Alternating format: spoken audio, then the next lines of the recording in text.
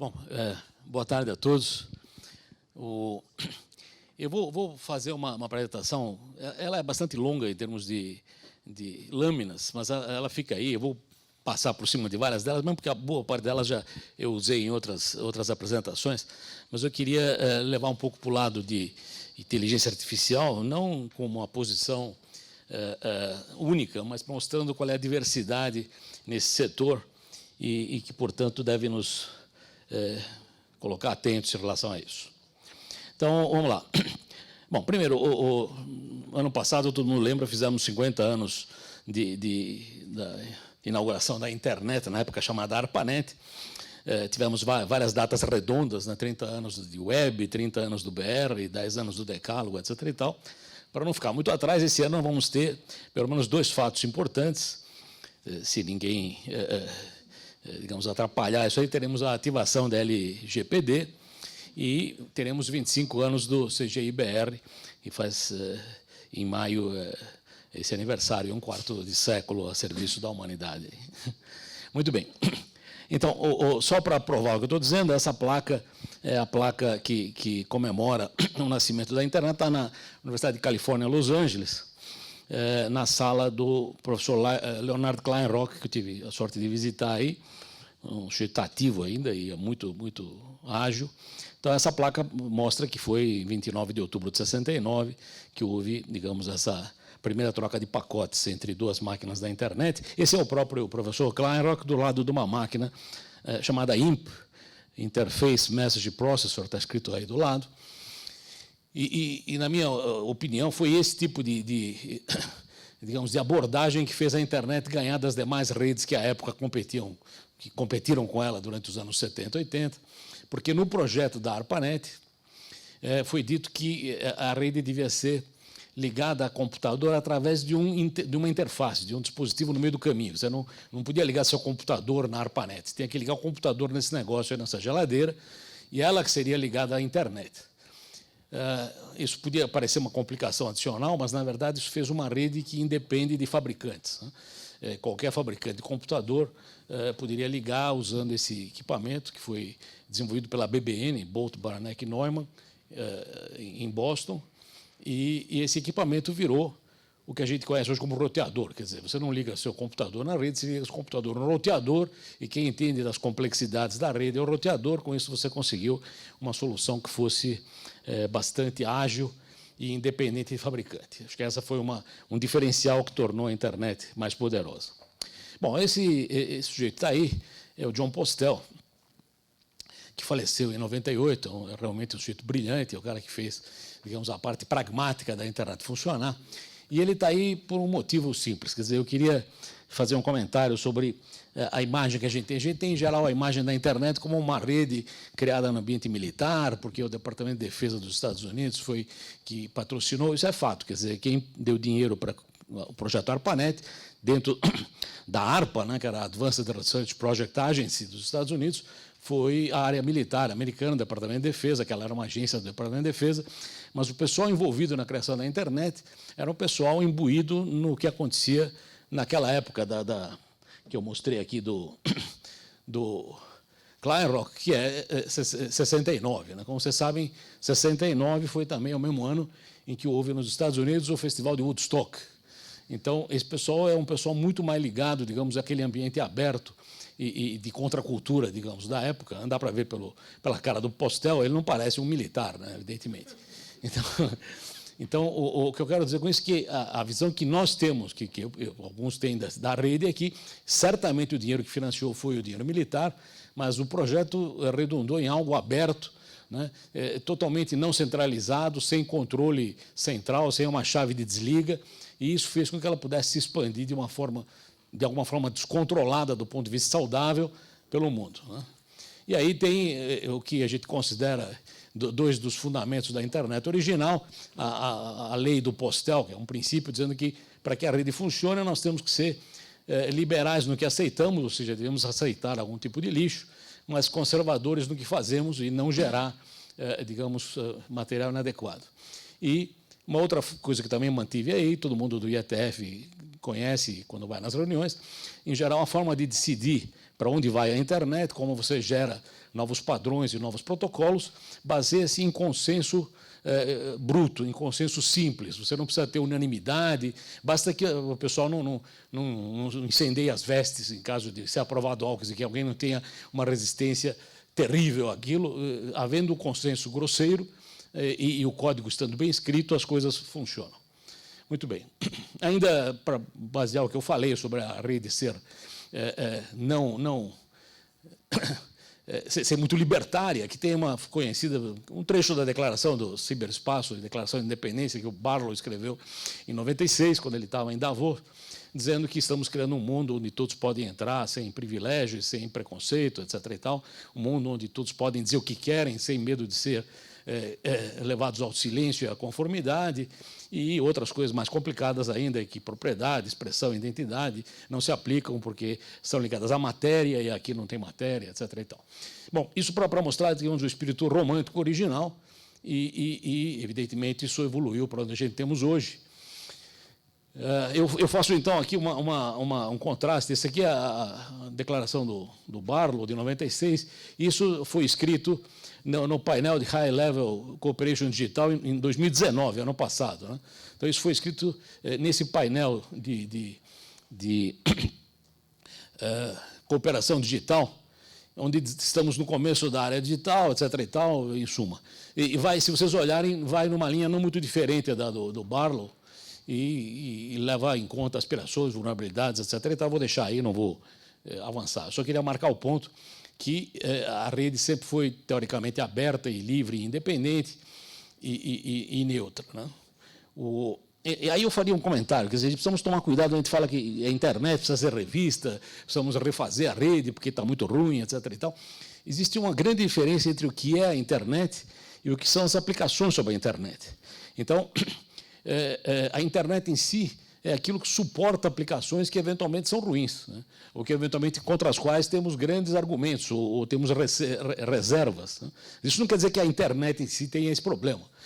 Como todas as invenções da humanidade, como a eletricidade, como o aço, seja o que for, ela é uma grande jogada, mas usando-se essa ferramenta, você pode construir coisas ruins. Então, o que eu diria é que temos que tomar cuidado quando a gente fala, não, a internet degenerou. Quer dizer, a internet é um conjunto de protocolos básicos em cima dos quais são construídas as aplicações que nós temos hoje, inclusive aquelas que nos causam dano, que fraudam, que fazem disseminação de inverdades, seja lá o que for. Isso não é a internet, né? Esse é o uso. É que nem dizer que, devido ao papel, o pessoal escreve mentira e distribui. O papel é inocente das mentiras que são escritas por aí, né? Então, resumindo essa parte, que eu vou passar direto para a parte que nos interessa mais, a rede foi gerada como sendo uma rede onde origem e destino devem começar sem interferência do meio. O roteador que eu mostrei simplesmente tem que caminhar pacotes de um lado para o outro. Em geral, o núcleo da internet tem que ser mantido simples para que possa escalar, como escalou até hoje. Qualquer coisa complicada, criptografia, detecção da identidade do indivíduo, se for necessário, tem que ser feito na borda. Todos os protocolos da internet são agnósticos em relação ao conteúdo, eles não transportam melhor conteúdos bons e pior conteúdos ruins, eles transportam todos os conteúdos igual. E a internet, ela por essa consideração que eu fiz, é uma rede muito sólida que permite que a gente crie em cima dela, crie coisas boas e crie coisas ruins, né? E aí, o usuário, nós, é que no final decidiremos o que disso sobrevive e o que disso desaparece, né? Até Pokémon foi criado e, graças a Deus, aparentemente não continua, né? Em suma. Então, a internet tem essas rupturas, esses impactos aí. Eu não vou, de novo, como estamos em cima da época do coquetel, não vou perder muito tempo com isso, mas é importante levar em conta que tudo isso acontece.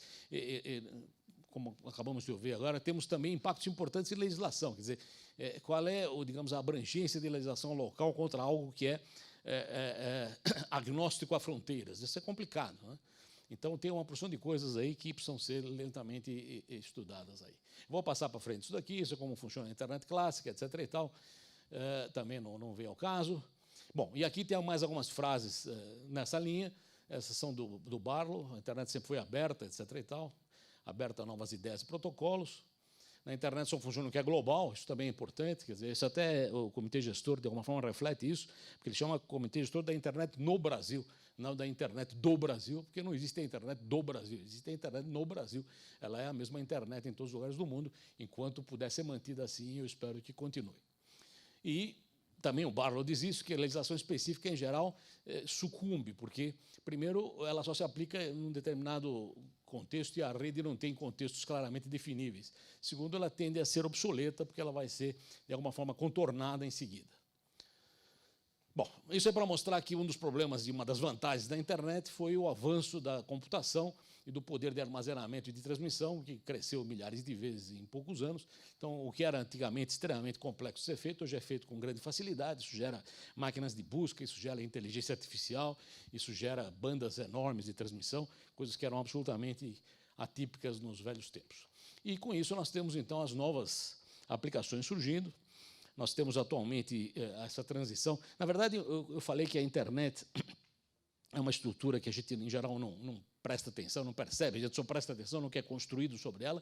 Ainda temos um último detalhe a prestar atenção, que é essa conversão, essa mudança para IPv6. É como quando tivemos que colocar um número a mais no celular, né? São coisas que você precisa mexer na estrutura. Quer dizer, o endereçamento IPv4, que é o que a gente usava até agora, está esgotado e precisamos migrar para IPv6.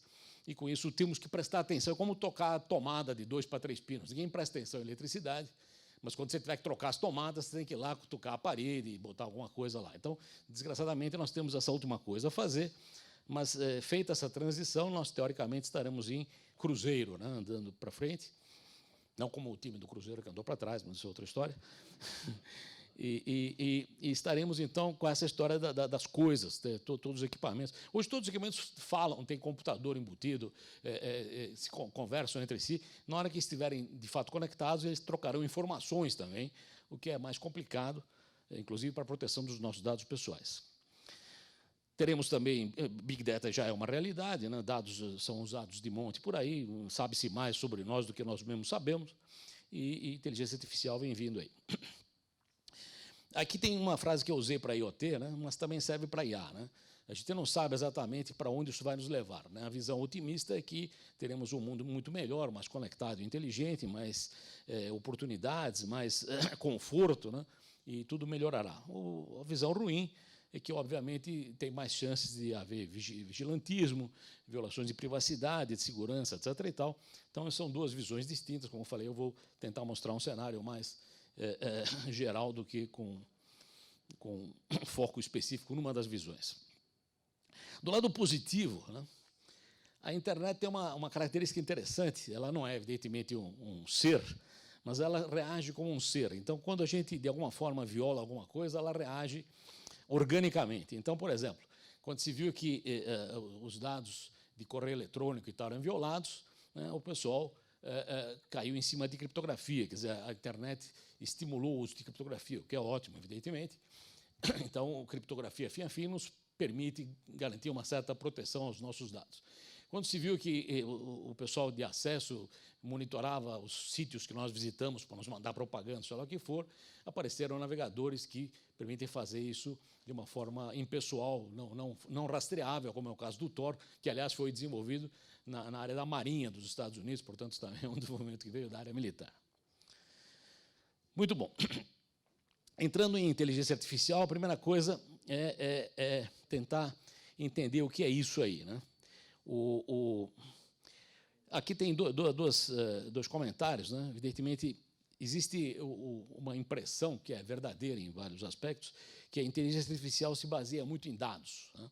E que, portanto, para você ter uma inteligência artificial prosperando, você precisaria ter uma quantidade enorme de dados para serem fornecidos. Então, você reconhece pessoas pela fotografia, para isso você precisa de uma base enorme de fotografias para poder reconhecer melhor, e assim por diante. Então, existe essa interrelação, e quando você, então, põe limitações aos dados, GDPR, LGPD, isso pode ou não afetar a velocidade com que algumas ferramentas de inteligência artificial irão usar para se propagar, né?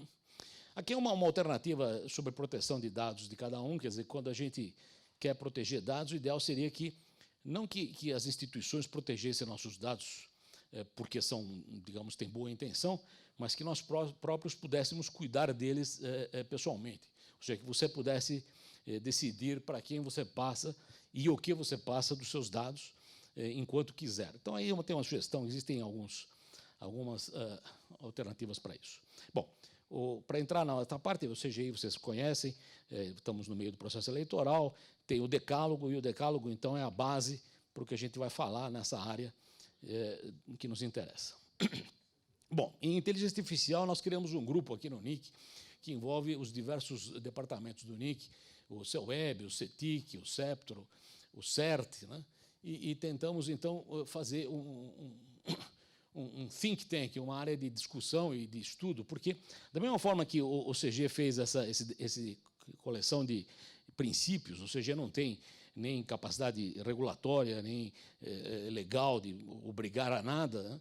Mas acho que era uma boa ideia, e o CG estimulou isso, que gerássemos algum tipo de estudo para chegar a conclusões de quais seriam as boas normas para se poder ter um desenvolvimento saudável em inteligência artificial que não nos colocasse em riscos adicionais. Então, nós tivemos uma reunião aqui no dia 3 de dezembro com mais ou menos uns 25 especialistas na área, que discutimos abertamente todas as linhas, desde as mais radicais até as mais conservativas, nessa área de IA, e tivemos um fórum muito importante, que a Unesco, junto com o CETIC aqui do NIC, mais o pessoal do MRE e tal, realizou na USP, de 12 e 13 de dezembro. Então, esse fórum foi importante, porque, de alguma forma, reconhece algum tipo de, digamos, ação local, regional, nessa área de inteligência artificial.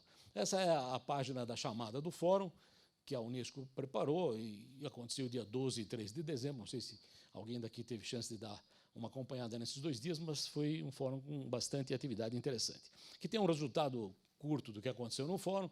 Tivemos aí 860 inscritos, brasileiros, estrangeiros, homens, mulheres, etc. e tal. A distribuição pelas diversas áreas também foi bastante uniforme, né? 34% da academia, 25% setor privado, 15% governo, etc. e tal. Então, foi um fórum bem multissetorial e discutiu, digamos, de uma forma bastante ampla, um lado mais, digamos, humanístico e social da inteligência artificial, não uma coisa técnica. Aqui tem os países que tiveram algum presente, aí a nacionalidade dos países envolvidos, tivemos 32 no total. E aí eu vou entrar na área que mais interessa. Então, a primeira coisa que eu ia dizer é que, primeiro, a parte de inteligência artificial não é nova, né? Há muito tempo se discute isso, tem vários filmes de ficção, tem livros, Eu, Robô, né? O famoso livro do... Isso, exatamente. Como é que é? Repita aí. Não, Eu, Robô é do Asimov, do Isaac Asimov. Do Isaac Asimov. Não está citado aqui, então, com isso a gente esquece aí, né? Alguns desses tem lá em cima, se alguém quiser dar. Esse França contra os Robôs, por exemplo, é um livro escrito por um sujeito chamado Bernanos, né, Georges Bernanos, que viveu no Brasil. Ele, no final da vida, ele esteve aqui, né, depois de 45, ele esteve aqui. Né? Um outro sujeito extremamente interessante é o Norbert Wiener. Ele cunhou a palavra cybernetics, né, que é praticamente governética, né, governança. E nesse cibernetics ele discute a história da comunicação, entropia, etc. e tal, e ele tem um livro muito interessante chamado O Uso Humano dos Seres Humanos, onde ele discute a interferência de inteligência artificial no processo. O meu envolvimento pessoal com a área foi quando eu estava ainda no CCE, na USP, no Centro de Computação, estava começando a ver esse negócio de redes neuronais. Tem um texto importante do Rosenblatt que inventou esse negócio chamado perceptrons, que são, digamos, o começo das redes neuronais, e tem mais algumas referências aí para quem quiser depois olhar com mais cuidado. Essa curva é uma curva interessante que eu achei em algum lugar, que diz o seguinte: inteligência artificial, como citações da palavra, né, a palavra inteligência artificial, ela é anterior à palavra, às citações da expressão aprendizado de máquina. Então, aprendizado de máquina vem depois de inteligência artificial, mas atualmente tem subido muito. Quer dizer, vocês veem que atualmente a palavra aprendizado de máquina tem subido muito, enquanto inteligência artificial é um conceito que é usado há mais tempo, tanto na ficção quanto na ciência. Que tem um gráfico que eu achei muito bom, né, e por isso que eu reproduzi aqui, inclusive, que diz o seguinte: essa é a relação entre inteligência artificial, Big Data, Data Mining, que é Data Science também, e aprendizado de máquina. Né? Se olharmos aqui, por exemplo, ele coloca aprendizado de máquina praticamente dentro de inteligência artificial, né? e pouca coisa está na intersecção externa. E aí tem 2 textos que alguém pode xeretar se quiser.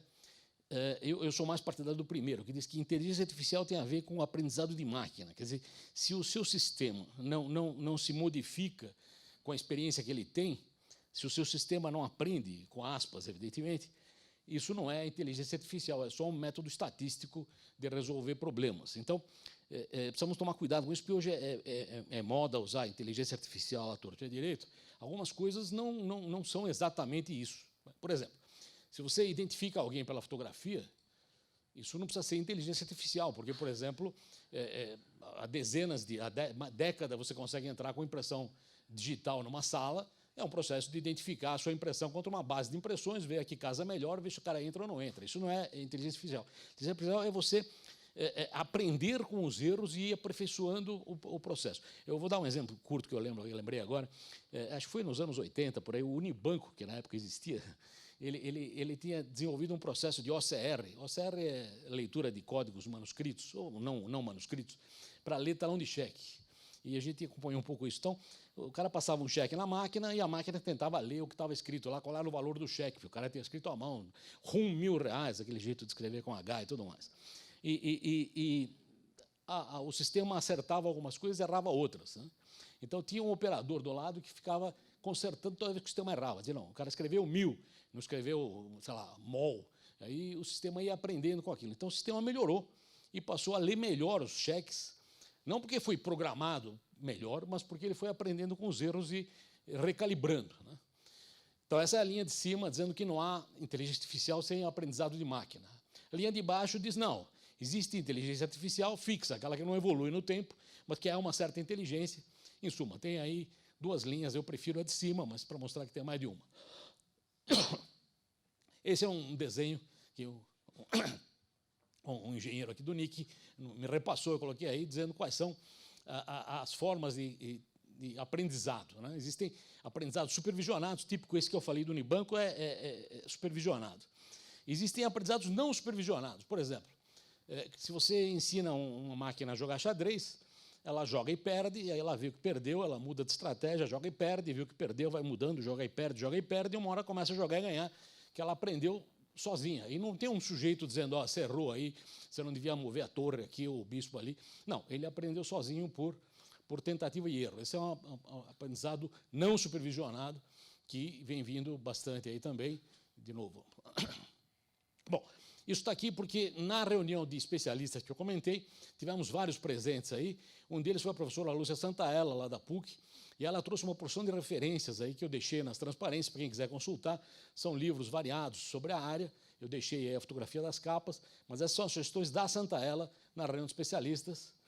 Tem aí mais alguns aí, vocês podem olhar isso aí, vai ficar exposto aí. E ela cita uma comparação entre dois textos específicos, um do Klaus Schwab e outro do Luciano Florida. Esse Luciano Florida é um sujeito bastante ativo em IA, ele é do MIT. Eu coloquei mais algumas coisas dele aqui, mas essa é a leitura da Santaella sobre essas coisas, dizendo que essa é a 4ª revolução que temos nessa área. Então, o Schwab põe as 4 revoluções como sendo água e vapor, eletricidade, eletrônica e fusão de tudo isso, enquanto o Florida põe agricultura, escrita, técnicas energéticas separadas das informacionais e, finalmente, técnicas de comunicação e informação todas juntas, né, afetando a realidade. E aqui eu peguei um texto do Florida, e tem a referência onde está isso aí, dizendo quais são os princípios que nós devíamos ter para implementar AI na sociedade sem causar danos. Mais ou menos na linha do Asimov, do Eu, Robô, quais são as 3 leis básicas da robótica. Aí ele põe 5 itens que ele acham que deviam ser respeitados para a gente ter uma IA segura. Então, IA tem que promover bem-estar de todas as criaturas, ele usa criaturas para dizer que os animais também, evidentemente.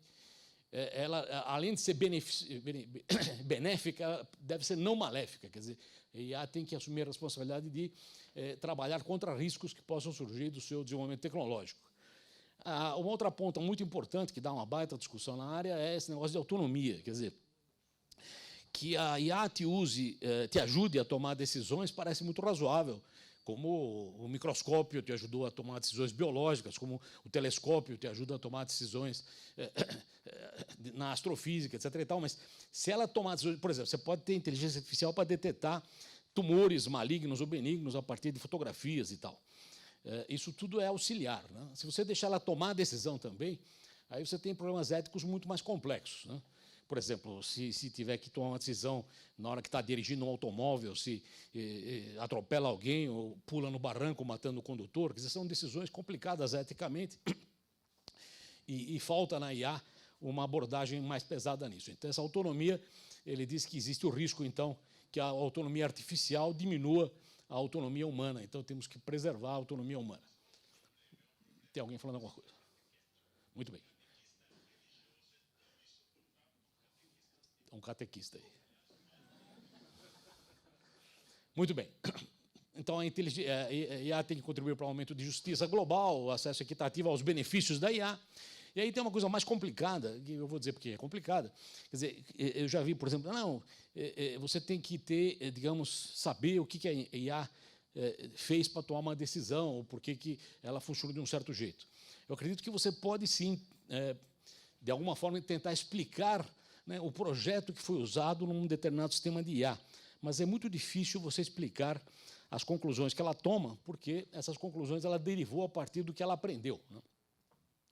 Então, isso acontece também na vida humana, quer dizer, as pessoas vão crescendo e vão tomando decisões com o que elas aprenderam. Então, se o sistema aprende coisas, é muito difícil você cobrar de quem escreveu o sistema por que o sistema tomou determinada decisão se ele aprendeu sozinho, né? Se você pudesse explicar isso, o homem não perderia num jogo de xadrez contra uma máquina de xadrez. Ele perde porque o que a máquina joga você não sabe explicar. Se você soubesse explicar, você evitaria que ele ganhasse de você. Então, precisamos ter em mente que esses sistemas ganham autonomia e não adianta querer que ele explique porque ele fez o que ele fez. No máximo, nós podemos ter uma explicação de por que aquilo foi escrito. Quer dizer, eu escrevi um programa para jogar xadrez e ele aprendeu a jogar xadrez. Pronto. Quer dizer, ele joga bem ou mal? Isso depende. Ele pode ter aprendido a jogar bem ou pode não ter aprendido a jogar bem. Então, precisamos tomar muito cuidado com essas coisas, porque eles saem do nosso controle. Aqui não tem isso aqui, mas eu vou comentar rapidamente. Tem um poema do Jorge Luis Borges que chama El Golem.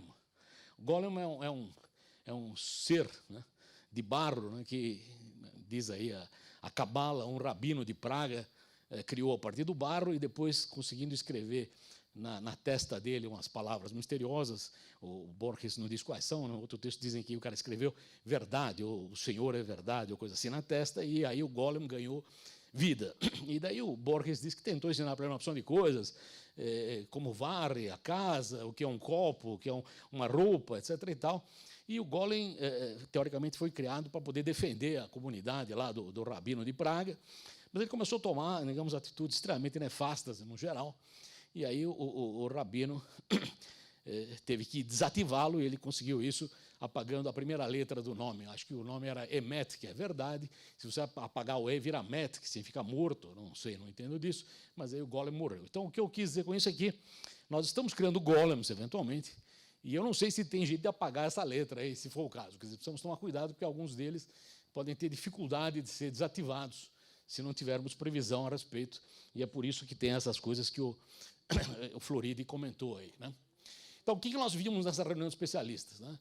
Múltiplas visões de posicionamentos, em suma, que tem uma porção de coisas que eu não vou perder tempo mais rapidamente, riscos de impactos sociais negativos, quais são as possibilidades abertas por isso, onde isso tem funcionado, mercado financeiro, varejo, educação, são áreas que estão aplicando cada vez mais isso. Por exemplo, marketing é uma área que se aplica de uma forma bastante cruel, que ele consegue não só detectar o que você quer, como consegue fazer você gostar mais de uma coisa ou de outra, né, através do uso insidioso, né, da inteligência artificial. E aqui tem, por exemplo, sugestões de compra, né, análise de sentimentos, isso é outra coisa complicada, quer dizer, ele tenta analisar em processamento de imagem, já existem alternativas do sujeito olhar para a fotografia e dizer, não, o cara está triste, o cara não está satisfeito com o que comprou, ou o sujeito está feliz. Isso, teoricamente, está sendo usado no metrô da China para ver se os usuários do metrô estão satisfeitos ou não. Isso começa a ficar bastante complicado. E eu não sou, evidentemente, um pessimista nem contra a tecnologia, mas tudo tem que ser visto com devido grão de sal aí a respeito. Muito bem, eu vou avançar rápido, porque temos um coquetel nos esperando. Então, Então, riscos disso. A inteligência artificial pode produzir mais assimetria do que temos, pode reproduzir desigualdade. E aí eu faria um comentário também, pessoal, eu não acredito em viés de algoritmo, eu não acredito que algoritmo tenha viés. Né? Dados têm viés. O algoritmo é um negócio... nenhum programador põe um if no algoritmo introduzindo viés, pelo menos nenhum programador que eu conheça. Quer dizer, o que o algoritmo deduz é a partir dos dados. Então, eventualmente, os dados que nós fornecemos têm um viés embutido. Então, se o algoritmo decidiu dar empréstimo bancário para o A e não para o B, não é porque ele está examinando dados de discriminação em relação a status social, mas pelo que ele tem na base de dados. Não, esse cara aí não tem pago, eu não vou dar dinheiro para ele, eu vou dar. Coisa que, em geral, o gerente bancário humano não faria. Quer dizer, o gerente bancário humano pode ser mais suscetível à emoção. Dizer, não, eu estou desempregado, minha mulher está grávida, tudo bem, te dou um empréstimo. O sistema de IA não tem esse tipo de avaliação. Ele vai dizer, não, deixa eu dar empréstimo nenhum, você não pagou de uma vez. Então, esse viés não é que o IA tem viés, é que os dados são assim e precisamos saber onde nós podemos aplicar. Talvez nós queiramos viés, nós gostaríamos que esse IA tivesse viés humanitário, né, igualitário, adequado, o viés humanista e iluminista, coisa que ele talvez não tenha. Então, o problema do IA não é ter um viés, talvez o problema do IA seja não ter um viés. Muito bom. Temos também gente aqui do NIC trabalhando pesado em linguagem natural. O Diogo está fazendo um curso agora, deve voltar no final do mês.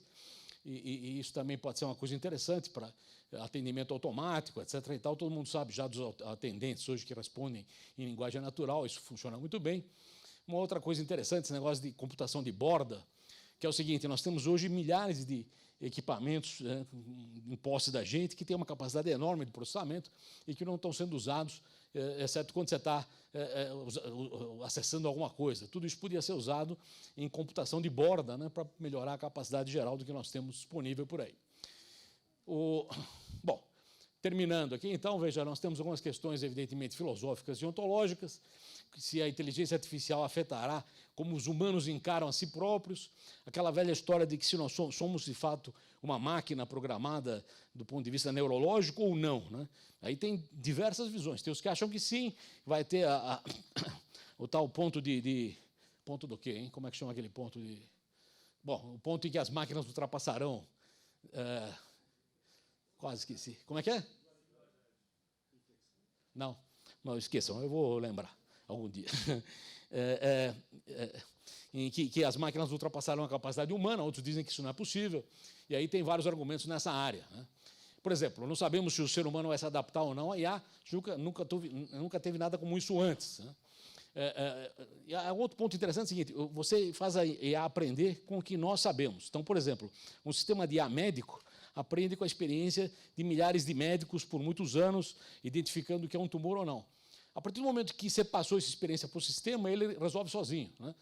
E será que nós não produziremos mais nenhum dado? Quer dizer, daí para frente ele vai produzir os próprios dados?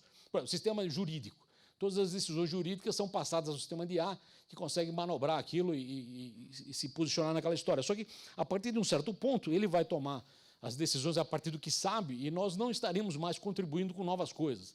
Será que isso aqui é um loop infinito em cima dele mesmo? Será que isso tem condição de continuar ou não? O do Golem, eu já falei, estava fora do lugar, tudo mais. Muito bem. O que nós estamos tentando fazer aqui no NIC, nós vimos hoje o uso de internet por crianças e adolescentes, tem uma opção de coisas que IA pode ser usada. Eu vou muito rapidamente dizer que nós estamos tentando, por exemplo, usar IA para registro de domínios fraudulentos. Em suma, por exemplo, aqui tem um negócio chamado entropia de Shannon, você pode ver um domínio americanas.com.br, um domínio americanas, que parecem parecidos, né? Promuifood com ponto. Quer dizer, você tem formas de tentar detectar se um domínio tem uma tendência a ser fraudulento ou não, evidentemente com graus variáveis de sucesso. Nós temos um portal que é de boas práticas de segurança da internet, chamado BCP-NIC-BR. Esse aqui é o comentário final daquele fórum de cooperação digital, dizendo que devemos, então, olhar globalmente segurança, igualdade, ética, etc. e tal, na era digital. Isso é a frase do secretário-geral da ONU, que é o português atualmente, Antônio Guterres. E aqui tem mais duas frases minhas que eu escolhi para o final. Uma do Chesterton, antiga, de 1903, dizendo o seguinte: nós aprendemos coisas maravilhosas a fazer. Né? A próxima grande tarefa é aprender quando não fazer. Então, algumas coisas nós deveríamos não fazer, né? Mesmo podendo fazer. E a outra também é uma frase de antiga, de um cara estranho, tipo o Kissinger, dizendo o seguinte, que o iluminismo teve, na verdade, uma ideia filosófica empurrada pela tecnologia. E hoje nós estamos numa situação ao contrário. Nós temos tecnologia indo numa direção sem nenhum tipo de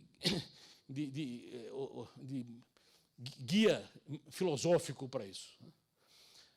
Quanto ao futuro da internet, a futuro da internet provavelmente é não ser mais visível, porque todas as tecnologias realmente importantes se dissolvem no tecido do diário e não são indistinguíveis dele. Então, a internet, não como aplicações, mas a internet como infraestrutura, não deve ser mais visível daqui para frente, e eu termino por aí. Muito obrigado. Obrigado pela atenção, muito boa palestra. Uma dúvida minha como programador em si, você tem medo do que a inteligência artificial pode fazer no futuro? Se ela voltar com os seres humanos? Porque teve até um caso da Google fez, que eram os 3 robôs dele, o Bob, a Elsa e mais um, que o objetivo era um mandar uma mensagem criptografada para o outro e a do meio interceptar. Só chegou no nível que os 3 estavam conversando e ninguém entendia mais o que estava acontecendo. Bom, isso provavelmente foi uma aplicação mal formulada. Eu não tenho medo em relação a novas tecnologias que apoiem o ser humano a evoluir. Meu medo é na hora que nós repassarmos decisões fundamentais a isso, se é que vamos repassar. Acho que teria muito mais cuidado com isso. Por exemplo, eu acho perfeitamente razoável que o sistema jurídico se beneficie de uma ferramenta de busca complexa, com inteligência artificial, que mostre todas as últimas resoluções a respeito e eventuais dados adicionais, subjetivos e tudo mais. Daí a dizer que o sistema automaticamente vai julgar o cara se digamos, condenado ou não, inocente ou não, acho que é um grande salto. Esse é um dos motivos, por exemplo, que eu pessoalmente acho que carros autodirigíveis ainda vai demorar para serem, de fato, encontráveis na rua, porque existem problemas éticos complicados a resolver nessa área. Mesmo que você resolva tecnologicamente como dirige, eu vou dar um exemplo meio bobo, mas que foi citado como verdadeiro e talvez seja. Nos Estados Unidos, em alguns hospitais, eles implementaram IA para cuidar de doentes. E onde eles implementaram IA para cuidar de doentes, a taxa de mortalidade diminuiu. Então, menos gente morria onde tinha IA. Só que depois esses hospitais desativaram a inteligência artificial e voltaram ao esquema tradicional. E eu falava, por que vocês fizeram isso? Eu falava, questão de liability. Quando um médico errava e morria, a família processava o médico. Agora eles processam a gente, eu não estou querendo ser processado por isso. Aparentemente isso também já foi consertado, etc. E tal, mas esse tipo de preocupação existe. Quer dizer, se você tiver um dano feito por um sistema, se o seu carro atropela alguém, a culpa é do dono do carro, do fabricante do carro, do cara que fez o software, da situação, da temperatura, da chuva. Em suma, é muito complicado. É muito mais fácil você ter um humano no meio da história para usar como bode expiatório do que ter um negócio impessoal. Alguma pergunta? Bom, então queríamos agradecer, Odemi. Muito obrigada. Eu agradeço aí a atenção de todos.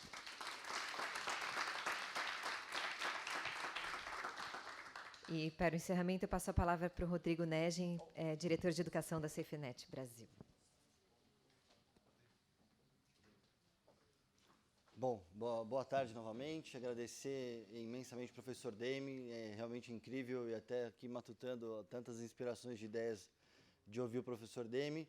E esse cenário tão desafiador que é cada vez mais pensar o futuro da internet com todas essas questões trazidas pelo professor Demi. Agradecer novamente a disponibilidade e a presença de todos vocês, quem acompanha também pelo streaming. Lembrando que todas as apresentações vão ficar detalhadamente disponibilizadas por bloco no mesmo site onde vocês se inscreveram, no diadainternetsegura.org.br. Agradeço novamente os parceiros, não só o NIC.br e CGI.br, mas também Facebook, Google, Instagram, Telefônica Vivo e todos os apoiadores que tornaram o dia de hoje possível. E para chegar para o coquetel, né, professor Demi, acho que o espírito do Dia da Internet Segura é esse. É tentar unir esforços para diminuir um pouco essas assimetrias, trazer sempre à tona a discussão sobre a ética e como educar os diferentes setores, né? Porque imagino que o que o professor Demi traz não é só um desafio para pensar para educadores, para crianças e adolescentes, mas juristas, todo o corpo do sistema judiciário, profissionais de saúde que estiveram aqui também, mas também os próprios desenvolvedores. Fico pensando, os criadores desses novos sistemas de inteligência artificial, o quanto eles, como sujeitos, como humanos, têm esse compromisso no design com alguma ética, segurança e também responsabilidade com valores no desenvolvimento dessas tecnologias, né? E não só no uso. Mas, enfim, agradecendo novamente a isso, a SafeNet, o NIC.br, agradecem e já convidam para o próximo ano, não só para estarem aqui, mas nos ajudarem a fazer esse evento acontecer em outros lugares para quem nos assiste também. Então, tenham um bom retorno para casa, mas antes disso, todos convidados a um pequeno coquetel para descontrair. Muito obrigado mais uma vez e bom ano para nós.